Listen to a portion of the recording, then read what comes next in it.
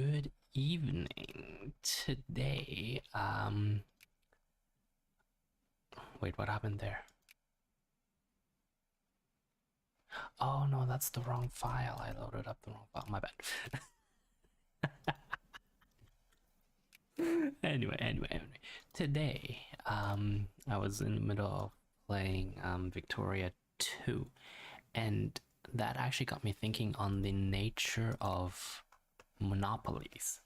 So, not the communist tabletop game, but actual monopolies that happen in real life because of actual issues. And it's a fascinating topic, what counts and doesn't count in this day and age as a monopoly. And so let's talk about it. Really, the I think the traditional definition of monopoly is everyone is familiar with. It's this idea of a company that has gained such a large amount of market share that they have essentially control over everything, right? So be it or control over the entire market. So um, let's talk about like an example would be like Standard Oil, or the classical example would be like Standard Oil before it got broken up into lots of the little Standard Oils, which then reconsolidated. It's a whole big mess now.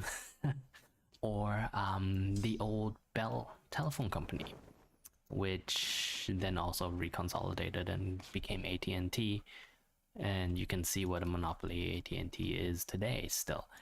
Um, and and so like if we go a little bit further back, monopolies on certain rail lines, which is why the game itself has train stations.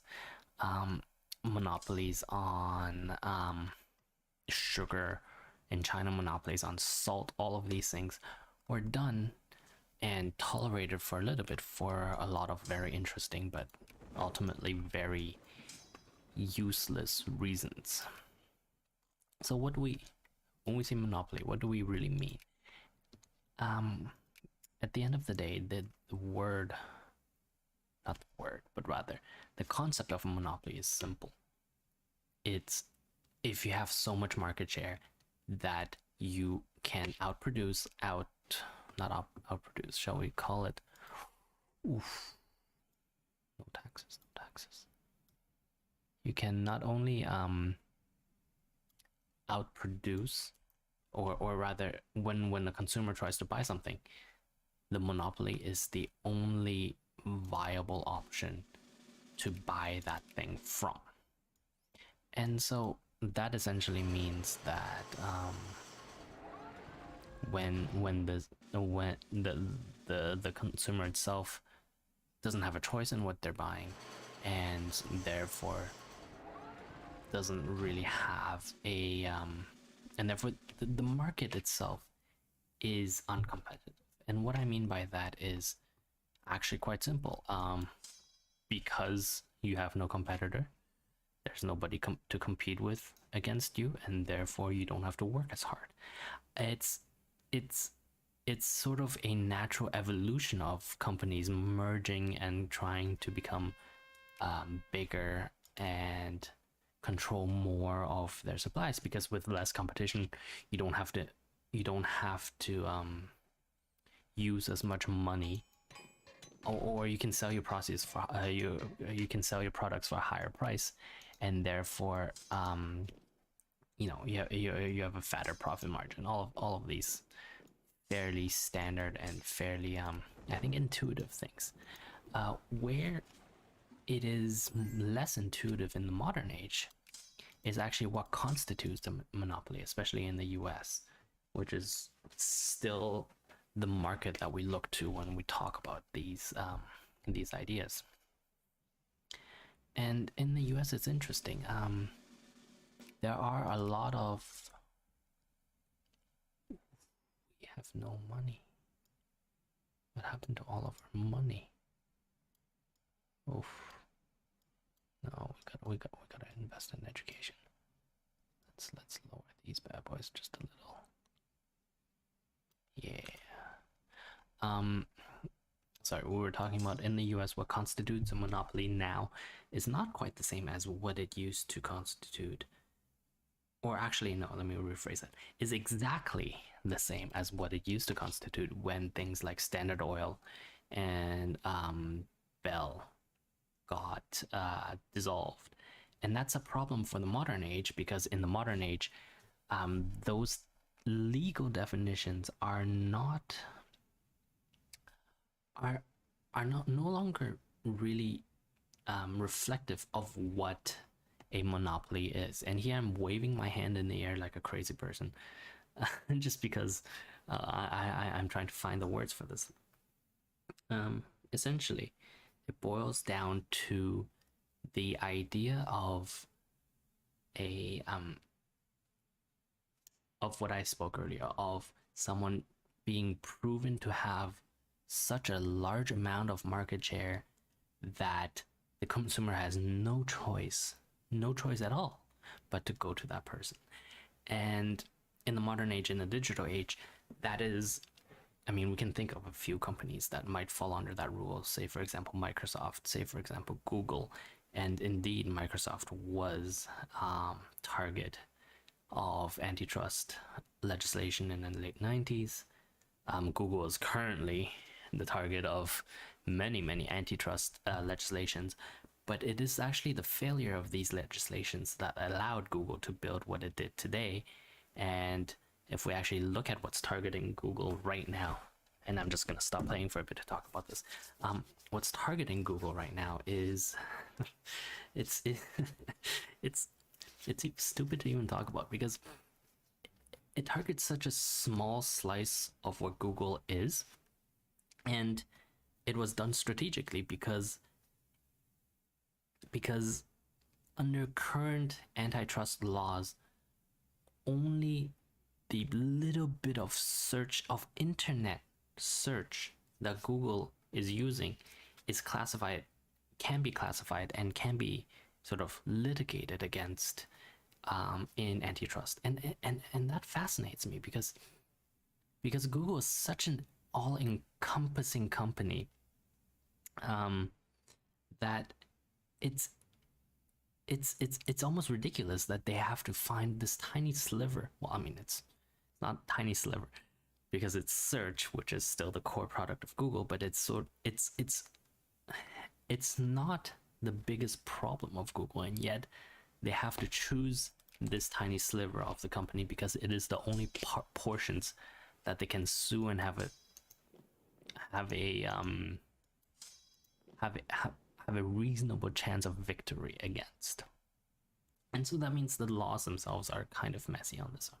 And just to digress just a little bit, what's causing desktop audio? Interesting. Anyway, just to digress just a little bit, Microsoft was sued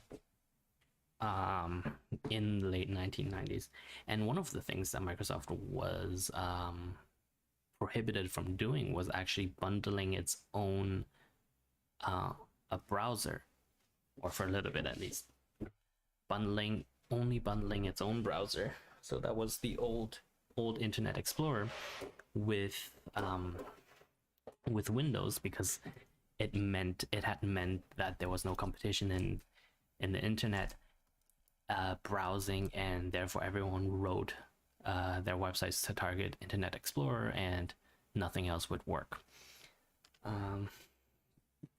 Fast track to today, everyone's writing for Chrome because not only is Chrome doing Chrome, but also, you know, everyone else, including Microsoft, is doing Chrome, and it's just use Firefox. Anyway, we're getting off topic. Chrome today has something like a 70% market share, and this was and this is certainly something that should be bustable, but it's not, because it's the way Microsoft's judgment came across was because it was bundled along with a whole bunch of other suits. But you can't just do it on Chrome alone.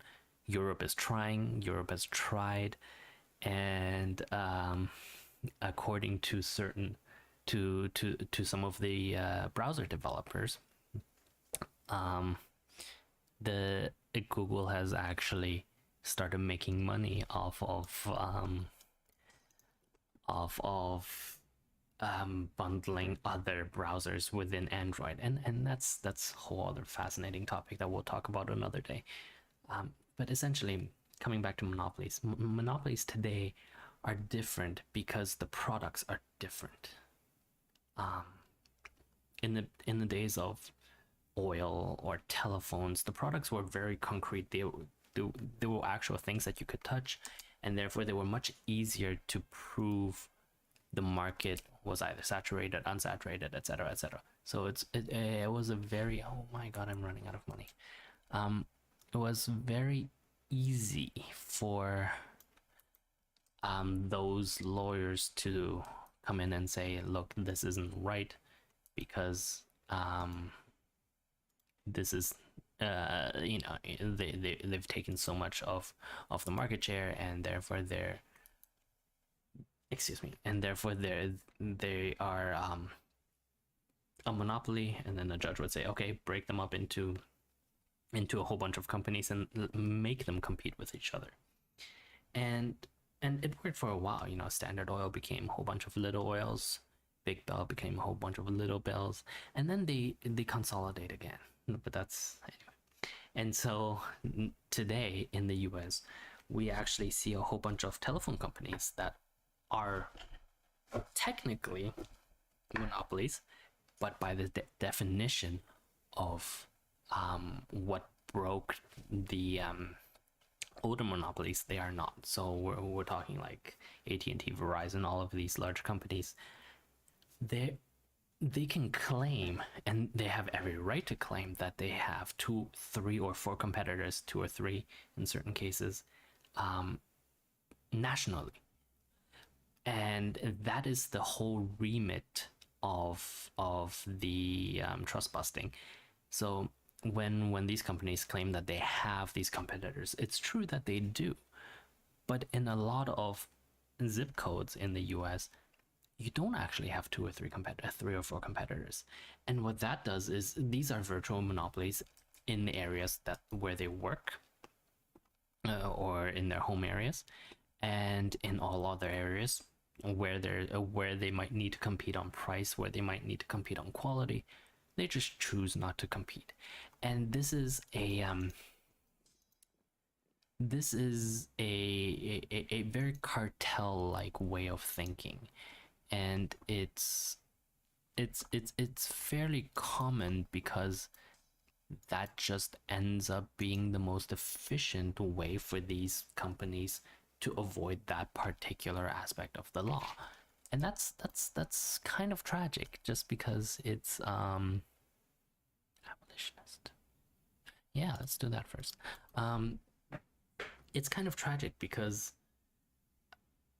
they are very much working within the spirit, the not the spirit, the letter of the law, but completely outside the spirit of it. And that's that's just, like, we can have an argument about legalism and originalism, about law and all of that, but that's I'm doing a hand wave because apparently I believe that people can see the hand wave, but that's not the point. We can have those arguments about what is the correct way to implement the law, but that is just not something that matters at this point, because these companies have found a very stable and very useful loophole in the law that they're using to establish themselves as monopolies. And it just ends up making them, we really do need to disband these, it really makes them perfect for that. And so going back, we're talking about how modern monopolies are either hidden in plain sight, like Google, because its product is not something that's tangible, and therefore it's very hard to be litigated against, or we're talking about monopolies or pseudo monopolies like the big telephone companies, where they are essentially monopolies in the areas that they operate, but because the law is mostly concerned with the big companies on a national level, that they can claim that they have enough competitors so that they are not monopolies.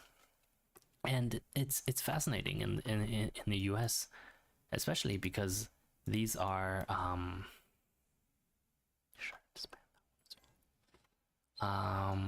these are, sorry, I completely lost my train of thought.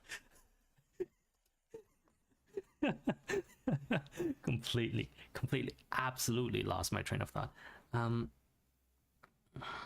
Something along the lines of these are oh yes. In the US, this is especially poignant because this is and remains a source of tension between the states and the federal government, and that's particularly interesting. But that's sort of a civics lesson for another day. We're at 16 minutes, so let's hold it off here for today. That was my ramble about monopolies. There's a whole bunch of other stuff on this topic that I'm sure I'll talk about in the future. But the gist of it is use Firefox.